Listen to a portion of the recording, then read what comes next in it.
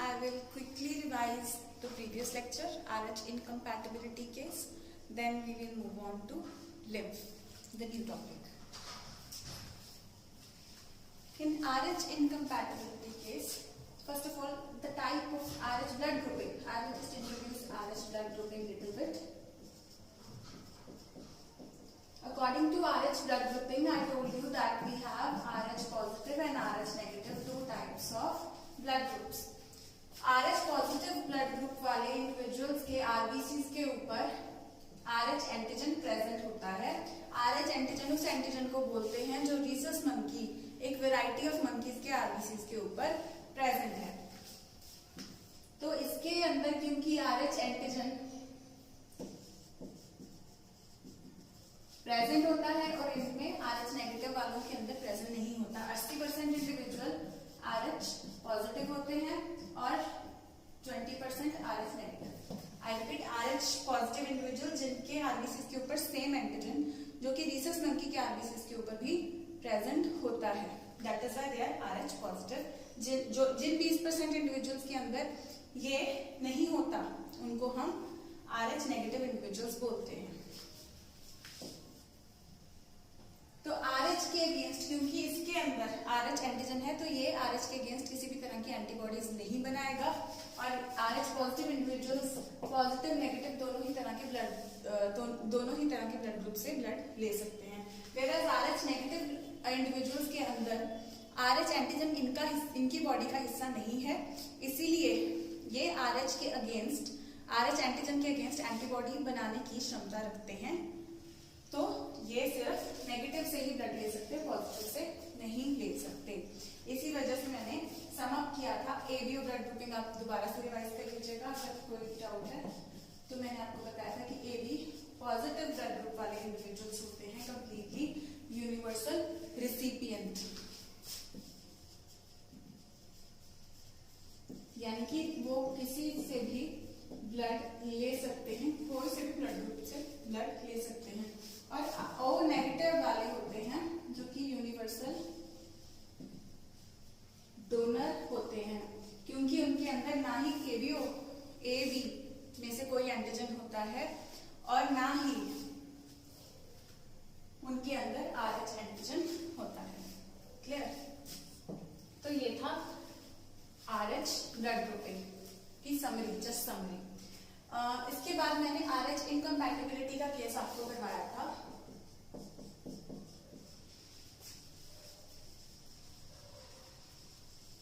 RH incompatibility का मैंने आपको केस करवाया था जिसमें मैंने आपको बताया था कि अगर मदर RH नेगेटिव हो, RH पॉजिटिव मदर को मैंने आपको बताया था कि कोई दिक्कत नहीं होगी.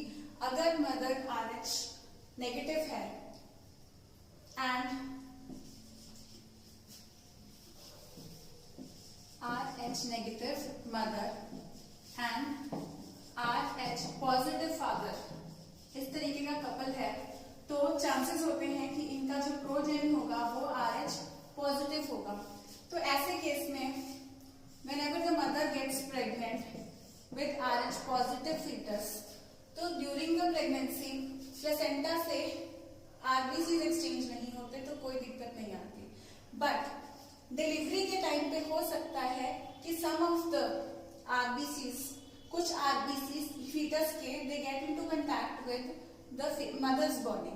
तो मदर की बॉडी फिर RH के अगेंस्ट एंटीबॉडीज बनाना शुरू कर देती है, लेकिन तब तक बेबी जो है वो बाहर डिलीवर हो चुका है, फर्स्ट चाइल्ड जो है वो सेफली डिलीवर आउट हो चुका है. तो लेकिन मदर की बॉडी में RH के अगेंस्ट एंटीबॉडीज तैयार हो चुकी हैं. अगर सेकेंड टाइम भी मदर RH पॉजिटिव चाइल्ड के साथ प्रेग्नेंट हो जाती है तो बहुत चांसेस होते हैं कि पहले ही सेकेंड फीटस को मदर की बॉडी डिस्कार्ड कर देती है, क्योंकि RH के अगेंस्ट एंटीबॉडीज उसके अंदर बनी हुई है. ऐसे केस को बच्चे हम बोलते हैं एरिथ्रोब्लास्टोसिस फेटालिस, क्योंकि फीटस के एरिथ्रोसाइट्स हैं जो इसमें अटैक हो रहे हैं और ब्लड सेल्स की लाइसिस हो रही है, इसीलिए इसे haemolytic disease of new born भी कहा जा सकता है। न्यू बॉर्न यानी पैदा हो गया, तो यानी कि ये पैदा हो तो जाते हैं कुछ बच्चे इनमें से, लेकिन उनके अंदर ब्लड लॉस या हीमोलाइसिस पहले ही बहुत ही हो चुका होता है आरबीसी पे, क्योंकि उनके विग्रस अटैक हो चुका होता है। Clear?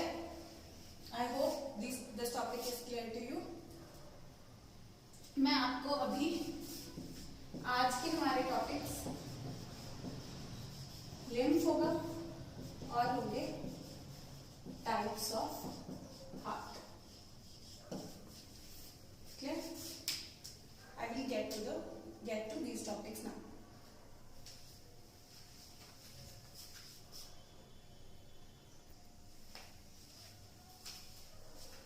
Let's talk about lymph.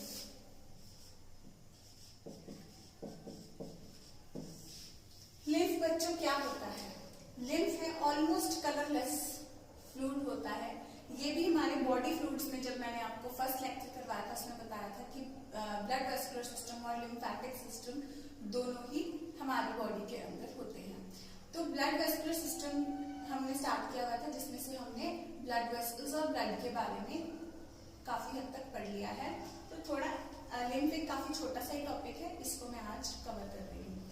Lymph भी हमारी बॉडी का फ्लूइड है और ये हमारे डिफेंस मैकेनिज्म में बहुत ज्यादा इंपॉर्टेंट रोल प्ले करता है। और क्या रोल प्ले करता है ये? पहले हम इसकी फॉर्मेशन के बारे में स्टडी करें। आपको याद होगा, मैं ये स्ट्रक्चर रिपीटेडली यहाँ पे ड्रॉ कर रही हूँ। जो मेरी स्कीमेटिक डायग्राम है, मैं ये स्कीमेटिक डायग्राम शो करने के लिए करती हूँ कि आर्टरीज कैपिलरीज के अंदर डिवाइड कर जाती हैं और फिर capillaries they join to form veins. अब आई टोल्ड यू कि क्लोज्ड वैस्कुलर सिस्टम के अंदर, क्योंकि आर्टरी काफी थिक होती है, वेन भी काफी ज्यादा थिक होती है, तो जब किसी टिश्यू की जरूरत पूरी करनी होती है, जब किसी टिश्यू की जरूरत पूरी करनी होती है, मैं आपके जैसे मॉड्यूल में डायग्राम में वैसे ही बना देती हूँ so that you better understand it.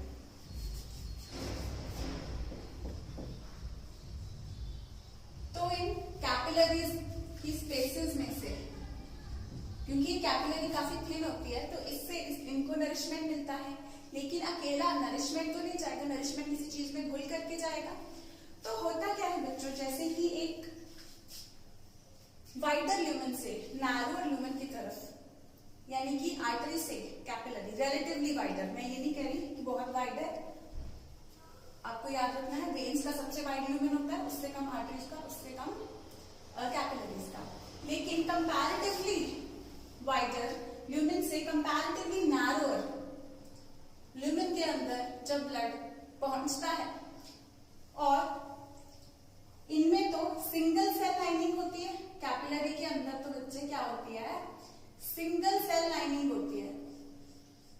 तो ये जो कैपिलरीज होती हैं यहाँ पे एक तरीके से छलनी का काम करती है, छलनी का सीव का काम करती हैं और निचोड़ देती हैं। आपको वो प्रोसेस, कुछ घरों में पनीर मदर्स बनाती होंगी तो आपको उस प्रोसेस का पता होगा कि मदर्स वो पनीर का जो भी मटेरियल होता है जिसमें लिक्विड और उसका सॉलिड पार्ट मिक्स्ड होता है, उसको एक मसलन क्लॉथ के अंदर वो डाल देती हैं, फिर उसे स्क्वीज कर देती हैं और जो भी छोटे पार्टिकल्स या पानी के पार्टिकल्स होते हैं वो बाहर आ जाते हैं। लेकिन हम उसे फिर भी पूरी तरह इतना स्क्वीज नहीं करते कि बिल्कुल ही वो ड्राई हो जाए, कुछ हद तक उसके अंदर मॉइस्चर रखते हैं उसकी सॉफ्टनेस के लिए, राइट। तो यहाँ पे क्या होता है, फ्लूइड इसके अंदर भी रहता है, कैपिलरीज के अंदर भी फ्लूइड रहता है, लेकिन निचुड़ भी जाता है। तो वो जब निचुड़ता है तो कौन कौन सी चीजें होती हैं जो यहाँ से बाहर चली जाती हैं। क्या था कैपिलरी के अंदर बच्चों, ब्लड था, तो आरबीसीज का साइज बड़ा होता है, हमें पता है कंपैरेटिवली, तो आरबीसीज बाहर नहीं जाएंगी। और क्या नहीं जाएगा, कुछ बड़े साइज के प्रोटीन्स, कुछ लार्ज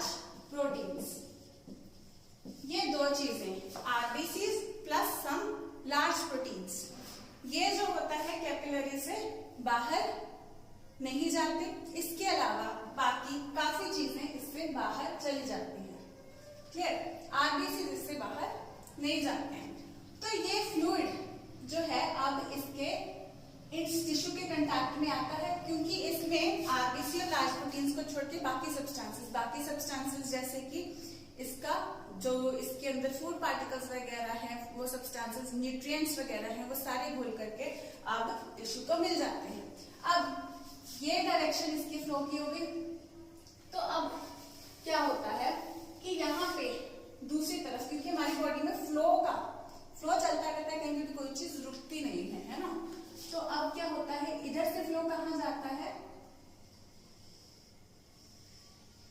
कुछ ब्लाइंड एंड कैपिलरीज होती हैं। ब्लाइंड एंड का क्या मतलब है, जैसे यहाँ पे हम कंटिन्यूटी में बना रहे हैं, ब्लड वेस्कुलर सिस्टम में कहीं भी ब्लाइंड एंड नहीं मिलता हमें।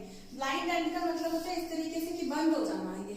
अब यहाँ पे ये रास्ता आगे नहीं है, इधर तक है, ये ब्लाइंड एंड बन गया। इस तरीके का हमें यहाँ पे ब्लड वेस्कुलर सिस्टम में नहीं मिलता है। लिम्फेटिक सिस्टम में हमें कुछ लिम्फेटिक कैपिलरीज ऐसी मिलती है ब्लाइंड एंड वाली। यहाँ पे क्योंकि आगे इसका कोई पाथवे नहीं है, इधर आगे ये बंद हो जा रही है, तो ये कौन सी वाली है, ब्लाइंड एंड वाली है। तो अब इस ब्लाइंड एंड वाली कैपिलरीज के अंदर ये लिम्फेटिक कैपिलरी होगी, लिम्फेटिक वेसल है, लिम्फेटिक वेसल ब्लाइंड एंड वाला, तो इसके अंदर अब जो बाकी का फ्लूइड है इधर ड्रेन हो जाएगा। अब पॉइंट यहाँ पे पॉइंट नोट करें कि यहाँ से जब स्क्वीज हुआ तो गया कहाँ पे, एक तरीके से इंटरसेलुलर स्पेसेस। यहाँ पे मैं स्कीमेटिकली ऐसे बना दिया है, लेकिन इसका इतना सिस्टमेटिकली तो नहीं पड़ा होगा। जो भी टिश्यू है इस तरीके से होगा, और टिश्यू के अंदर क्या होती है, इंटरसेलुलर स्पेसेस भी होती है। मैंने आपको फर्स्ट लेक्चर में बताया था इंटरसेलुलर का मतलब। तो यहाँ पे जो स्पेसेस होंगी, इनके आसपास यानी कि सेल्स के आसपास ये जो फ्लूइड है वो भर जाएगा, यानी कि सेल के अंदर नहीं लेकिन टिश्यू के अंदर वो फ्लूइड जा रहा है। तो इस केस में इस फ्लूइड को हम क्या बोल देंगे, जब वो इस स्टेज में है तब हम फ्लूइड को बोलेंगे टिश्यू फ्लूइड। क्या बोल रहे हैं, टिश्यू फ्लूइड। अब जब ये यहाँ से आगे ड्रेन होकर लिम्फेटिक कैपिलरी के अंदर एंटर कर जाता है, इस टाइम पे हम इसको लिम्फ भी बुला सकते हैं। क्लियर? तो इस तरीके से प्रॉपर लिम्फ फॉर्मेशन हो जाती है। अब ये लिम्फ आगे कहाँ जाता है, ये लिम्फ बड़ी वेन्स के अंदर जाता है। वेन्स, बड़ी वाली वेन्स कौन सी होती हैं और क्या एग्जैक्ट स्ट्रक्चर होता है, सिर्फ ये वेन्स नहीं होती, these veins join to form vena cava later on. ठीक है, कैपिलरीज से वेन्यूल्स बनते हैं, फिर वेन्स जाती हैं, फिर वेना कावा, तो वो लार्जेस्ट वेन्स होती हैं। तो ये जो अभी तक के लिए वो स्ट्रक्चर रहने दीजिए। जस्ट रिमेम्बर कि ये जो लिम्फ होता है बाद में जाके कहाँ, लार्जर वेन्स के अंदर जमा हो जाता है। नेक्स्ट ईयर हम ह्यूमन हेल्थ एंड डिजीज नाम का एक चैप्टर करेंगे, उसमें हम लिम्फेटिक सिस्टम की प्रॉपर इंपॉर्टेंस समझ पाएंगे। लिम्फ के अलावा भी कुछ ऑर्गन्स होते हैं हमारी बॉडी में, लिम्फॉइड ऑर्गन्स जिनको हम बोलते हैं, जैसे कि हमारे टॉन्सिल्स, स्प्लीन, जिसके बारे में बिल्कुल हमने पढ़ा था, वो भी एक लिम्फॉइड ऑर्गन है। ठीक है, तो और भी कई होते हैं जिसके बारे में आप आगे पढ़ोगे, पियर्स, पैचेस, काफी नाम होते हैं। मैं अभी उसकी डिटेल में नहीं जाऊंगी, नहीं तो क्यूरियोसिटी जाग जाएगी आपके दिमाग में। तो और समझने वाली बात क्या है, मैं क्यों लिम्फॉइड ऑर्गन्स का नाम ले रही हूँ, क्योंकि मैं बताना चाह रही हूँ कि वो lymphoid organs, lymphatic capillaries, lymphatic vessels, ये सारा कुछ मिलके बनाता है लिम्फेटिक सिस्टम, जो कि हमारे बॉडी के डिफेंस सिस्टम में बहुत ज्यादा कंट्रीब्यूट करता है। क्यों ये कंट्रीब्यूट करता है? आपको ब्लड सेल्स मैंने 3 तरह के बताए थे, आरबीसीज, डब्ल्यूबीसीज और प्लेटलेट्स। यहां पे आप ध्यान दोगे तो आरबीसीज, अगर आपको रेशियो याद होगा इनका, तो क्या था, 600:1:30, ये रेशियो था। अब इसमें सबसे ज्यादा परसेंटेज वाले जो सेल्स हैं, यानी कि जो आरबीसीज हैं, वो लिम्फ के अंदर नहीं जा रहे हैं। तो कंपैरेटिव, अगर हम कंपैरेटिव डिस्क्रिप्शन लें ब्लड और लिम्फ की कंपैरेटिव डिस्क्रिप्शन अगर हम लें तो क्या होगा, अगर हम परसेंटेज ऑफ WBCs की बात करें तो वो ब्लड से लिम्फ के अंदर ज्यादा होगी परसेंटेज, ठीक है। क्योंकि अगर ब्लड 100 ml ब्लड लेते हैं, 100 ml लिम्फ लेते हैं, तो 100 ml ब्लड में तो मैक्सिमम परसेंटेज किसकी, आरबीसीज की निकल जाएगी, लेकिन लिम्फ के अंदर आरबीसीज जा ही नहीं रहे, लिम्फ के अंदर आरबीसीज जा ही नहीं रहे, तो परसेंटेज WBCs की as compared to blood lymph में ज्यादा होती है। तो इसी वजह से मैं आपको बता रही हूँ कि lymph along with the other organs, पूरा लिम्फेटिक सिस्टम हमारे डिफेंस के बहुत काम आता है। अभी आप इतना ही नोटिस करें, लिम्फेटिक सिस्टम की एग्जैक्ट फंक्शनिंग और सब हम नेक्स्ट ईयर +2 में करेंगे। क्लियर? अब मैं क्लियरली आपको कुछ डिफरेंसेस बताऊंगी इनके ब्लड और लिम्फ के। 2 डिफरेंसेस मैंने डिस्कस कर लिए थे। I will rather make a chart on them.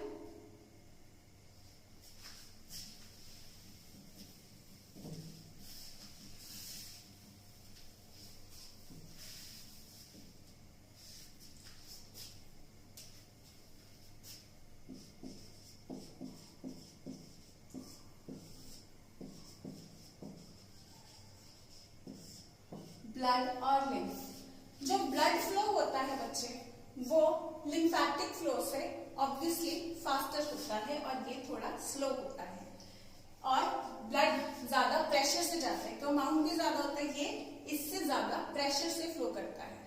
Clear?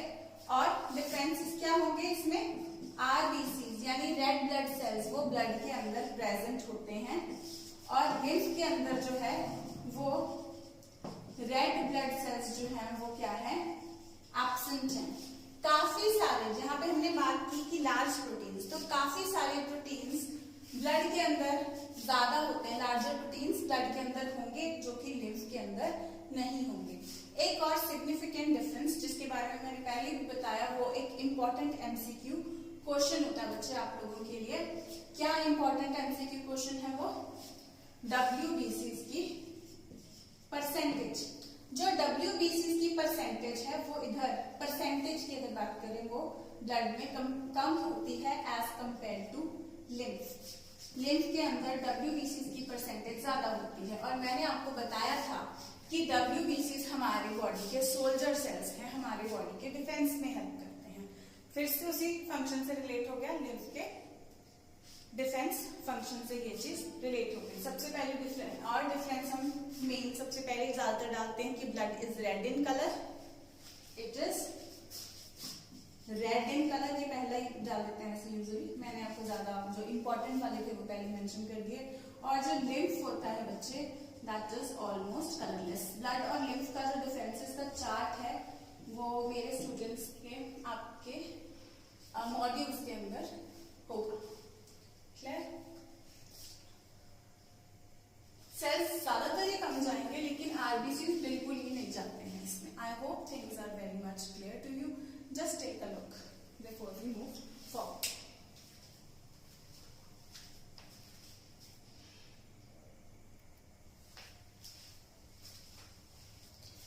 Next topic बच्चे हम करने जा रहे हैं टाइप्स ऑफ सर्कुलेशन।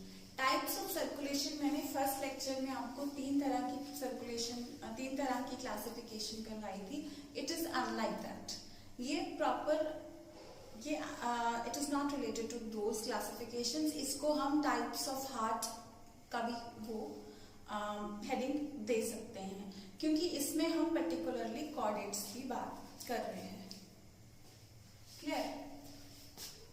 तो अगर टाइप्स ऑफ हार्ट की बात करें या सर्कुलेशन की, ये एवोल्यूशनरी पॉइंट ऑफ व्यू से हम डिस्कस करेंगे इस चीज को।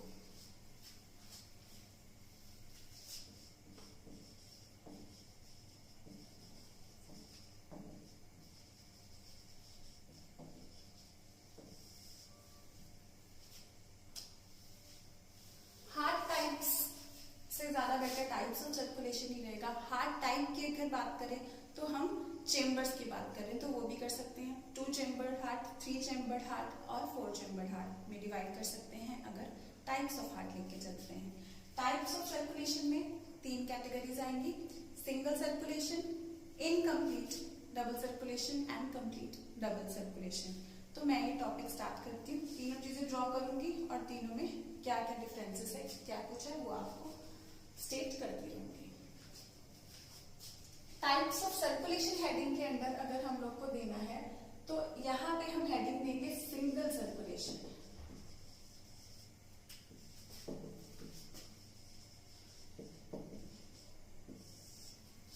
सिंगल सर्कुलेशन, और ऐसे हार्ट को हम वीनस हार्ट भी बोल सकते हैं। जैसे मैंने आपको बताया था कि generally arteries carry oxygenated blood and veins carry deoxygenated blood. तो यहाँ पे हम हार्ट को अगर वीनस कह रहे हैं तो वीनस यानी वेन्स रिलेटेड यानी कि इम्प्योर ब्लड ही ये हार्ट कैरी करेगा। और ये हार्ट जो होता है इसमें सिर्फ 2 चेम्बर्स होते हैं। इट इज अ, अगर टाइप्स ऑफ हार्ट की हेडिंग के अंदर लेंगे तो it is a 2 chambered heart.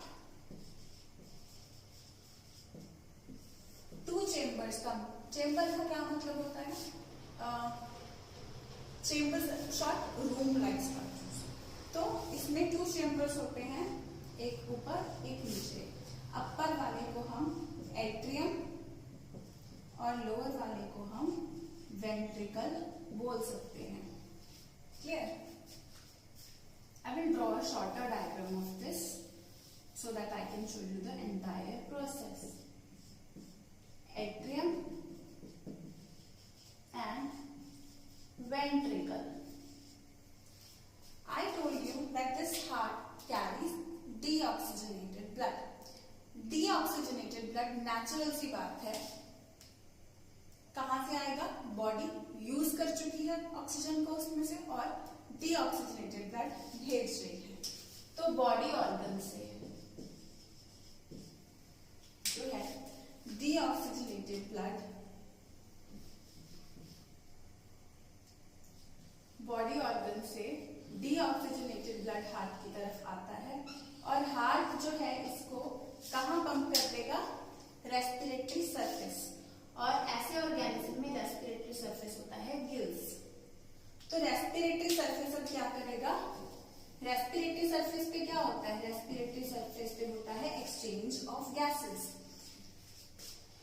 तो ये इनकी एग्जांपल आप समझ ही चुके होंगे गिल्स से, क्या है? फिशेस। क्लियर? तो गिल्स की तरफ जब इसको ब्लड पंप करता है तो गिल्स में क्या हो जाता है? Blood oxygen. इन ऑर्गेनिज्म में गिल्स से ये कैसे रेस्पिरेशन करते हैं? गिल्स के थ्रू पानी आर पार करवाते हैं तो उस पानी में घुली हुई ऑक्सीजन ले ली जाती है और उसमें कार्बन डाइऑक्साइड पानी के अंदर ही रिलीज कर दी जाती है। तो अब ब्लड क्या हो गया? ऑक्सीजनेट हो गया। So I will represent oxygenated blood with red colour. तो ब्लड बॉडी को ऑक्सीजनेटेड ब्लड मिल जाएगा। तो अब फिर से बॉडी क्या करेगी? इसमें ऑक्सीजन यूज करके कार्बन डाइऑक्साइड रिलीज कर देगी और फिर ये हार्ट को वापस आ जाएगा। ऐसे हार्ट में से आप देख रहे हो कि सर्कुलेशन हार्ट के थ्रू ब्लड सिर्फ एक बार पास कर रहा है, दैट इज व्हाई हम इसे सिंगल सर्कुलेशन कह रहे हैं। दूसरी बात, इसमें 2 चेम्बर्ड है, 2 चेम्बर्ड हार्ट है। वीनस हार्ट क्यों कह रहे हैं? क्योंकि इस हार्ट से सिर्फ और सिर्फ डीऑक्सीजनेटेड ब्लड पास कर रहा है, ऑक्सीजनेटेड ब्लड इसके पास नहीं कर रहा। और वीनस हार्ट के साथ ही हम इसे इम्प्योर हार्ट भी कह सकते हैं क्योंकि वीनस ब्लड को हम इम्प्योर ब्लड भी कहते हैं। But better name would obviously be venous heart. I have just seen a couple of practice questions in which they gave the name impure heart. That is why I am mentioning it. Clear? तो ये हो गया venous heart का। अभी जो venous heart की diagram है मैं थोड़ा इस तरफ बना देती हूँ बिकॉज मेरे को 3 कैटेगरीज जो है इसकी शो करनी है।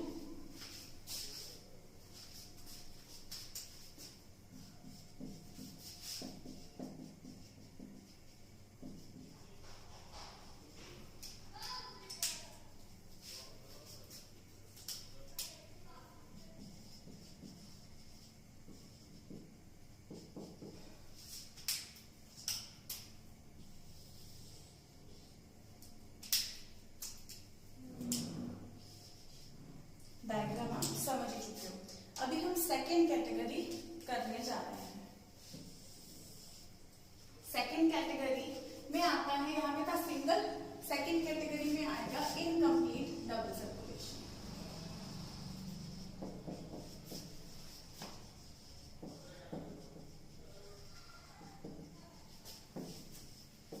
और थर्ड कैटेगरी है बच्चे कंप्लीट डबल सर्कुलेशन।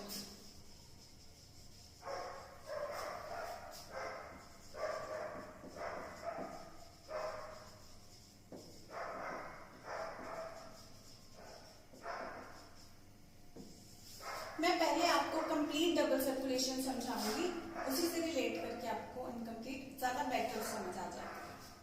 ठीक है, कंप्लीट में आपको ग्लिम्स दूंगी क्योंकि कंप्लीट ही है मेनली हमारे सिलेबस में, क्योंकि ह्यूमंस के अंदर कंप्लीट डबल सर्कुलेशन होती है। इसको कंप्लीट डबल सर्कुलेशन ना कह करके सिर्फ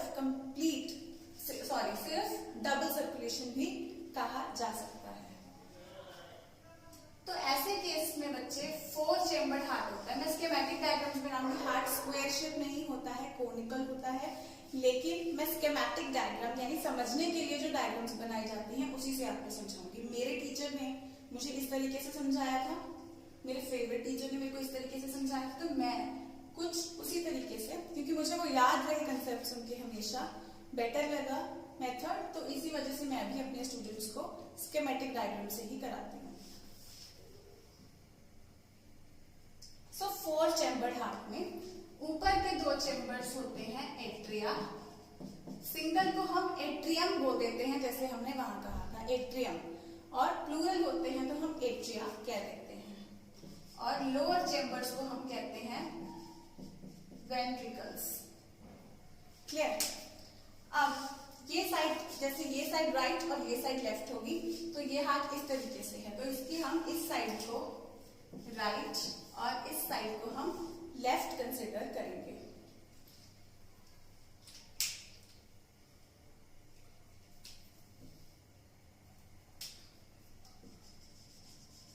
मैं थोड़ा नीचे बना देती हूँ, थोड़ा स्पेसिंग गलत रख देती हूँ हर बार डायग्राम की।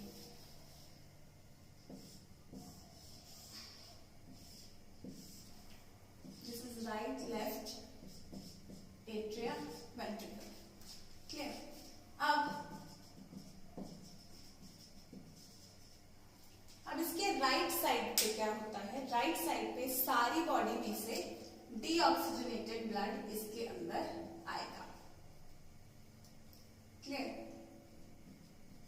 और लेफ्ट साइड में से रेस्पिरेटरी ऑर्गन से जो है ऑक्सीजनेटेड ब्लड इसके अंदर आएगा। फिर लेफ्ट साइड से डीऑक्सीजनेटेड ब्लड, जो डीऑक्सीजनेटेड ब्लड कहां जाएगा, सोच के बताओ, ऑक्सीजनेट होने के लिए। तो ऑक्सीजनेट होने के लिए कहां जाना चाहिए? 2 डेस्टिनेशन है, हार्ट से 2 जगह जाता है, एक तो बॉडी की तरफ जा सकता है उसको सप्लाई करने के लिए ऑक्सीजन, दूसरा रेस्पिरेटरी सरफेस को ऑक्सीजनेट होने के लिए। क्योंकि इधर का राइट साइड पे ब्लड है डीऑक्सीजनेटेड, तो वो किस साइड पे जाएगा, वो जाएगा बच्चे रेस्पिरेटरी सरफेस को। तो जिन ऑर्गेनिज्म में कंप्लीट डबल सर्कुलेशन होती है उनमें रेस्पिरेटरी सरफेस कौन सा होता है, लंग्स होती हैं। ठीक है, रेस्पिरेटरी ऑर्गन ऑर्गेनिज्म में कौन सा होता है, लंग्स होती हैं। तो लंग्स से अब क्या होगा, ब्लड ऑक्सीजनेट हो जाएगा। तो ऑक्सीजनेट होने के बाद ब्लड लेफ्ट साइड पे एंटर कर जाएगा, लेफ्ट एट्रिया में एंटर कर जाएगा।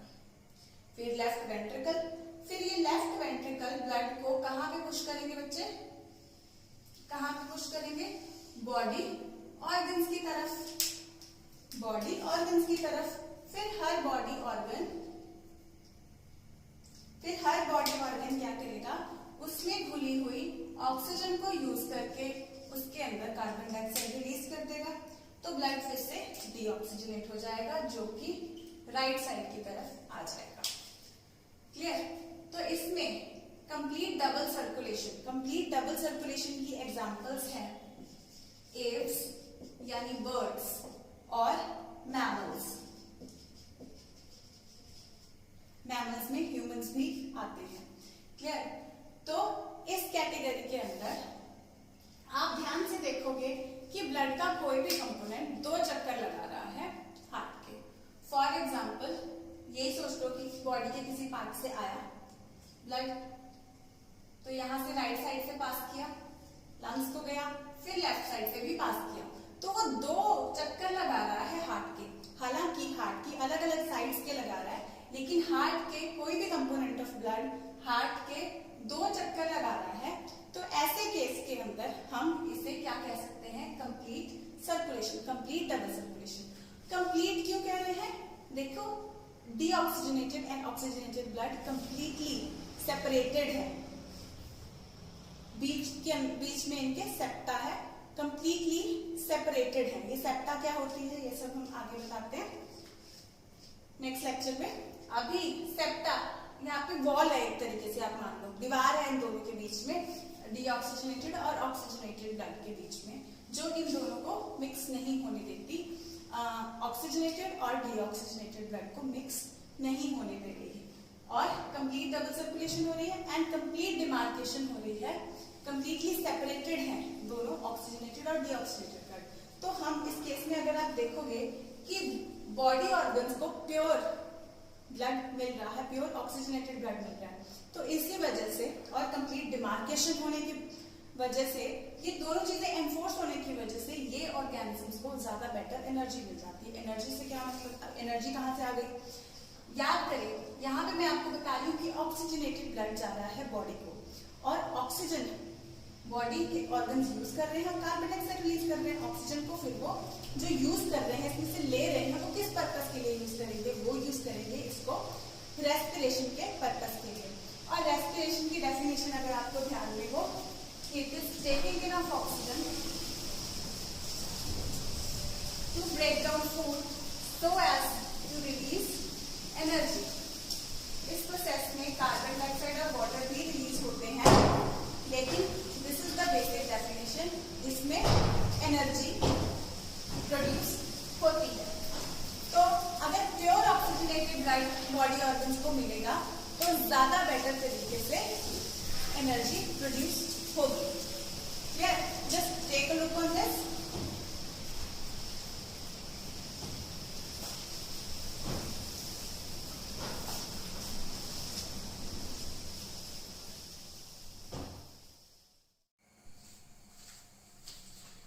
Let's talk about incomplete double circulation. अब complete double circulation में complete demarcation थी। यहाँ पे सिंगल में हमने देखा कि यहाँ पे 2 चैम्बर्स थे, कंप्लीट में 4 चैम्बर्स थे, तो यहाँ पे कितने हैं, 3 chamber heart.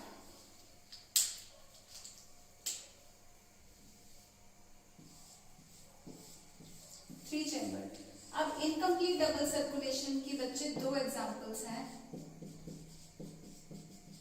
amphibians and reptiles। आपकी एनसीईआरटी के अकॉर्डिंग दोनों में ही 3 चेंबर्स हैं, लेकिन हमने वैसे ही आंसर एनसीईआरटी के अकॉर्डिंग ही रन करना है, लेकिन आपकी नॉलेज के लिए आपको बता दूं कि एम्फीबियंस में 3 चेंबर्स होते हैं और रेप्टाइल में भी होते तो 3 है, लेकिन जो 3rd चेंबर है वो पार्टली डिवाइडेड होता है। लेकिन दोनों ही केसेस में वेंट्रिकल में ब्लड मिक्सिंग ऑब्वियसली हो जाएगी, क्योंकि 4th चेंबर कंप्लीटली डिवाइडेड नहीं है। तो हम इसी कंसेप्ट से पढ़ेंगे जैसे एनसीईआरटी कहती है, ठीक है। तो इस केस में अब क्या होता है, मैंने वो पहले इसलिए पढ़ाया क्योंकि वो कंप्लीट हमारे सिलेबस में आगे हम उसकी डिटेल करने वाले हैं, तो वो तो दिमाग में बिठाना जरूरी है। तो वो बैठ गया एक बार, तो उसी से रिलेट करके हम इजीली देख लेते हैं। कैसे देख लेते हैं, इधर हम देखते हैं कि राइट साइड पे डीऑक्सीजनेटेड आ रहा है और लेफ्ट साइड पे ऑक्सीजनेटेड। तो सेम हम ऐसे देख सकते हैं कि राइट साइड यानी कि राइट एट्रियम, यहाँ पे क्या है, 2 एट्रिया है और एक वेंट्रिकल है। तो अब 2 एट्रियम में अगर हम राइट साइड की बात करें तो राइट साइड में हम देखेंगे कि कहां से, बॉडी ऑर्गन से, ऑब्वियसली बॉडी ऑर्गन से डीऑक्सीजनेटेड ब्लड आएगा। और एम्फीबियंस के केस में रेस्पिरेटरी ऑर्गन्स बहुत सारे हो सकते हैं, कोई भी हो सकता है, क्यूटेनियस यानी स्किन भी हो सकती है, बक्कोफेरेंजियल लाइनिंग भी हो सकती है, गिल्स भी हो सकती है, कुछ केसेस में लंग्स भी हो सकते हैं। तो मल्टीपल हम यहाँ पे रेस्पिरेटरी सरफेस मेंशन कर देते हैं। तो रेस्पिरेटरी सरफेस से लेफ्ट साइड पे आएगा ऑक्सीजनेटेड ब्लड। तो दोनों एट्रिया में आप देख सकते हैं कि ऑक्सीजनेटेड और डीऑक्सीजनेटेड ब्लड जो है वो सेपरेटेड है, लेकिन उसका कोई खास फायदा नहीं रहा क्योंकि वेंट्रिकल इस केस में एक है। दोनों राइट एंड लेफ्ट एट्रियम से वेंट्रिकल में, जो कि सिंगल वेंट्रिकल है, उसके अंदर ब्लड जाएगा और यहाँ पे जाके दोनों का ऑक्सीजनेटेड डीऑक्सीजनेटेड ब्लड मिक्स हो जाएगा और यही वेंट्रिकल फिर रेस्पिरेटरी सरफेस और बॉडी को ब्लड पंप करेगा। तो यानी कि इस केस से डिफरेंट क्या है, आप देख सकते हो कि यहाँ पे complete oxygenated blood body organs को मिल रहा था, लेकिन यहाँ पे completely separated, completely pure oxygenated blood heart pump नहीं कर रहा, मिक्स्ड ब्लड जो है वो ये पंप करेगा। तो ये ऑर्गेनिजम्स हायर ऑर्गेनिज्म यानी एप्स और मैमल से कम एनर्जेटिक तो होते ही होते हैं, कम इंटेलिजेंट भी होते हैं। Clear? Because brain also needs energy finally, and for energy we need good amount of oxygen. Clear? तो दिस वाज अबाउट, तो यहाँ पे देखेंगे आप 2 चैम्बर्ड हार्ट, 3 चैम्बर्ड, 4 चैम्बर्ड। तो इसीलिए मैंने आपको कहा था कि टाइप्स ऑफ सर्कुलेशन की जगह हम इसको टाइप्स ऑफ हार्ट भी बोल सकते हैं। और टाइप्स ऑफ सर्कुलेशन में, अगर types of circulation in chordates basically अगर हम देखें तो फिशेस में वीनस हार्ट या सिंगल सर्कुलेशन है, और एम्फीबियंस रेप्टाइल्स में इनकम्प्लीट डबल सर्कुलेशन, एव्स और मैमल्स के अंदर कंप्लीट डबल सर्कुलेशन होती है बच्चे। क्लियर? अब इस चीज को अगर आप देखोगे तो ये एक एवोल्यूशन भी, एवोल्यूशनरी ट्रेंड भी बता रहा है। एवोल्यूशन क्या होता है कि लोअर ऑर्गेनिज्म से धीरे धीरे वो डेवलप होते होते हायर ऑर्गेनिज्म, जैसे शायद आपने जूनियर क्लासेस में पढ़ा होगा कि पहले यूनिसेलुलर ऑर्गेनिजम्स बने, उसके बाद मल्टीसेलुलर, फिर धीरे धीरे और एडवांस होते हुए हायर ऑर्गेनिज्म बन गए, और आज के जितने भी ऑर्गेनिज्म हैं they are all result of evolution. Evolution का बेसिकली मतलब है सिंपल से धीरे धीरे चेंज होते होते एक नई स्पीशीज का बन जाना। तो नई स्पीशीज उसी में एक तरीके से यहाँ पे एवोल्यूशन का क्या सिग्निफिकेंस, अगर आप देखोगे तो ये भी एवोल्यूशनरी ट्रेंड ही दर्शा रहा है। इनिशियली 2 चैम्बर्ड ऑर्गेनिजम्स बने, फिर 3 चैम्बर्ड ऑर्गेनिजम्स बने, फिर 4 चैम्बर्ड ऑर्गेनिजम्स बने, और उनकी क्या जरूरत थी ये भी ये चीज क्लियर कर रही है कि यहाँ पे जाते जाते यहाँ पे वीनस हार्ट था, complete Venus, complete impure heart, यहाँ पे ब्लड की मिक्सिंग हो रही है और यहाँ कंप्लीट सेपरेशन ऑफ ऑक्सीजनेटेड और डीऑक्सीजनेटेड ब्लड हो जा रहा है, और प्रॉपर एनर्जेटिक ऑर्गेनिजम्स बन रहे हैं, हायर ऑर्गेनिज्म, इसलिए ज्यादा एफिशिएंट ऑर्गेनिजम्स बनाने के लिए इस तरीके का एवोल्यूशन जरूरी था। इसीलिए शायद आपने 9th में भी पढ़ा था, नहीं याद तो कोई दिक्कत नहीं, हम बोल देते हैं कि पहले एवोल्यूशनरी पॉइंट ऑफ व्यू से देखें तो पहले फिशेस बनी, फिर बने एम्फीबियंस, फिर बने रेप्टाइल्स, और रेप्टाइल्स से दो तरफ एवोल्यूशन गया, एव्स यानी बर्ड्स और दूसरी तरफ मैमल्स। और ये जो मैं एवोल्यूशनरी पॉइंट ऑफ व्यू आपको बता रही हूँ, ये सारी चीजें हम इन डिटेल करेंगे। एवोल्यूशन नाम का एक पूरा चैप्टर आएगा आपको क्लास 12 के अंदर, मैं थोड़ा कंजर्व करके बता रही हूँ यहाँ पे, वहां पे जाके आपके कंसेप्ट्स क्लियर होंगे। टाइप्स ऑफ हार्ट एक बार देख लीजिए, टाइप्स ऑफ सर्कुलेशन या types of heart. Single circulation, venous heart बोल रहे हैं क्योंकि हार्ट सिर्फ इम्प्योर ब्लड पंप कर रहा है, फिशेस में होता है, ठीक है।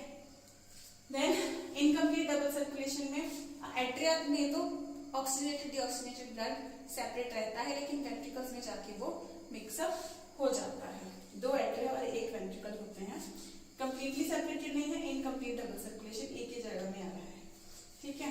Amphibians, reptiles examples. Complete double circulation में 4 चैम्बर्ड हार्ट है, बर्ड्स और मैमल्स में ये होता है, इसीलिए बर्ड्स अच्छे से फ्लाई कर पाती हैं काफी टाइम तक क्योंकि उनके पास अच्छी एनर्जी होती है, और मैमल्स भी ज्यादातर कम रेस्ट करते हैं as compared to other organisms और लंबे टाइम तक काम करते रहते हैं। Complete demarcation of oxygenated deoxygenated blood, clear. 4 chambered heart, so efficient and developed organisms have that complete double circulation. This was all about types of circulation, I revised it also. इसके अलावा आज हमने lymph के बारे में पढ़ा, जहां हमने देखा कि आर्टरी से कैपिलरीज के अंदर जब ब्लड आता है तो वो, मैं इधर ही ड्रॉ करना बेटर समझूंगी क्योंकि ह्यूमंस के केस की हम बात कर रहे हैं। वो कैपिलरीज से स्क्वीज आउट जब हो जाता है तो ब्लड में से आरबीसी स्क्वीज आउट नहीं होती हैं और कुछ बड़े प्रोटीन्स नहीं होते हैं, और टिश्यूज के अंदर वो फ्लूइड जाता है, यहाँ पे हम उसको टिश्यू फ्लूइड बोल देते हैं। मिनरल्स इसके काफी हद तक प्लाज्मा जैसे होते हैं, इसमें बड़े प्रोटीन्स और आरबीसी नहीं होते हैं। और फिर ये ब्लड फ्लूइड जाता जाता ब्लाइंड एंड कैपिलरीज के अंदर एंटर कर जाता है। These blind end are lymphatic vessels. तो यहाँ पे प्रॉपर हम इसको लिम्फ बुला सकते हैं। लिम्फ और टिश्यू फ्लूइड एक ही चीज है वैसे, लिम्फ और टिश्यू फ्लूइड बोला जाता है, लेकिन प्रॉपर नाम इनके ये क्यों है, यहाँ पे वो लिम्फेटिक वेसल के अंदर है, प्रॉपर लिम्फ टिश्यू की इंटरसेलुलर स्पेसेस के अंदर है तो tissue fluid. These two topics we have covered today, तो आपको ये क्लियर होने चाहिए।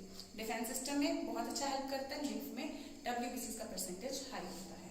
Types of circulation and lymph, these must be clear to you. I'll just get aside and take note of the board work that I've done.